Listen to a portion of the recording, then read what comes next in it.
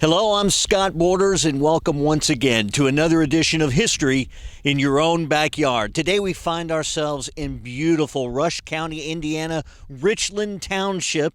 I'm Scott Borders. Joining me is Marilyn Yeager, and we're at a cemetery right now. A lot of folks call this Richland Cemetery, but it's also known as Fisher's Cemetery. Tell us a little about that.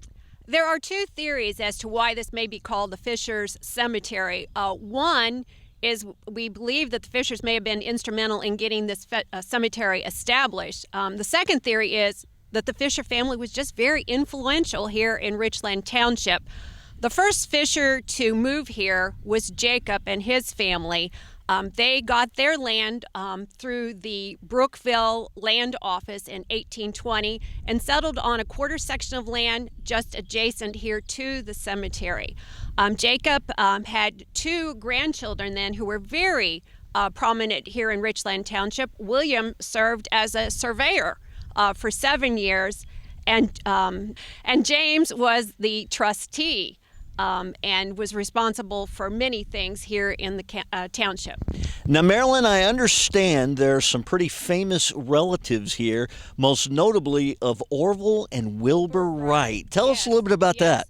That's something we're proud of here in Richland Township, is to have an association with Orville and Wilbur Wright. Their great-grandparents moved here in the 1820 era. It was Captain George and Margaret Van Cleve Reeder who actually lived south of here on 1000 South. They went on and lived here for many years. Their grandson, Milton, became a minister and ultimately a bishop in the United Brethren Church. He is the father of Orville and Wilbur Wright. Orville and Wilbur were not born while they were living here in Richland Township. His job required Milton to move to many different areas, and he actually moved back to Dayton, Ohio to be the publisher of one of the publications and newsletters of the United Brethren Church. Now, I understand there are some veterans that are buried here in the cemetery. Tell us a little bit about that. Yes, there is a Revolutionary War soldier, Jacob Height. He is buried here in the cemetery. Around 1911, his family petitioned to have a monument put here for him. So you'll get to see that, as well as the family had a very similar marker put here for his wife. The other veteran we have here is James Hood. He served in the Civil War. He served on the Union side, and while he was away, it was James Stewart who owned the land right here adjacent to the cemetery that took care of his widowed mother and his 5 sisters while he was gone serving our country. Now, Marilyn, Richland Township has a pretty rich history. Tell us a little bit about that. Yes, most of the land here opened up in around 1820, again, when the Brookville Land Office came into existence. Some of the early people to settle here were James Brown, Jesse Morgan, James Henderson, John Ray, John Ewick, Joel Craig, James and John Gregg, and they were all instrumental in coming together to help form this community here. In September of 1821 is when Jacob Fisher arrived and helped us establish some of our institutions of education. It was James and John Gregg that were instrumental in establishing Hopewell Church, which is at the next cemetery on this tour today. It's located on 700 East. The first child born in Richland Township was one of the Fisher daughters, born in 1821. The only what I would call a town in Richland Township is the town currently known as Richland. It started out as being called Harvey's Corner, and it was really quite a hub of activity until in 1854 the railroad actually went through further west of us in the town of Milroy, and that kind of began the demise of the town of Richland. At one point in time, its peak population was somewhere between 100 and 200 individuals.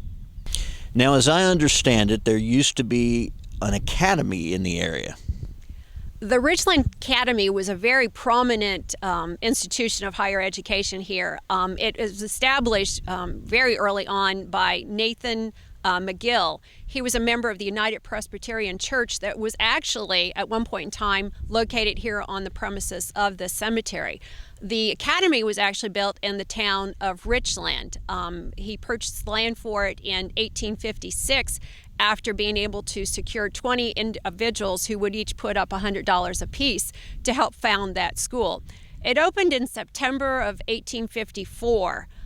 20 weeks of schooling would cost you $8 to $10, and the children would board somewhere in the town of Richland with individuals for a cost of about $1.50 to $2 a week. So obviously this was at a time when if education was important to a family, they had to pay for it, and the Richland Academy certainly offered an opportunity here for people that came from surrounding areas such as New Salem, Clarksburg, and here, of course, in Richland Township.